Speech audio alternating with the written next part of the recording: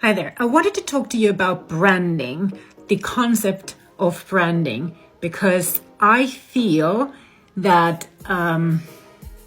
there's a lot of talk about branding where people seem to get confused about what branding actually means.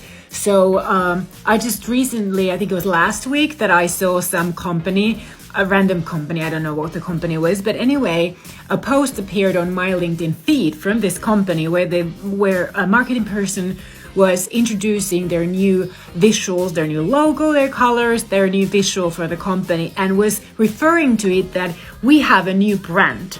So you don't actually have a new brand when you update your logo, your visuals, and your fonts and your colors. This is not a new brand.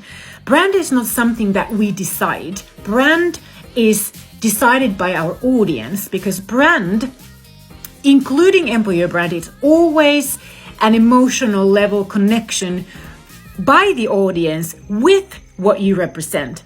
And we can use visuals and fonts and logos and whatnot in our effort trying to create an employer brand or a business brand or a product brand, but we don't get to decide whether we have a brand or not. This is something that our audience decides, and we can use marketing and communications in the effort, in our pursuit to actually create a brand, but we don't get to decide whether we achieve a brand. It's our audience who tells us whether we actually have a brand or not. So it's very important that we understand this, because branding is not the same as marketing.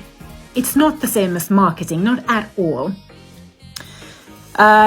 When we talk about employer brand, for example, you don't have to do any marketing to achieve an employer brand. If you treat your employees really well, if you treat your candidates really well, and the word of mouth does the work for you, creates you an employer brand, irresistible and attractive and appealing employer brand. But you can also use marketing and communications to pursue that employer brand, but you don't get to decide whether you have one or not. So I just want to make that clear. Okay.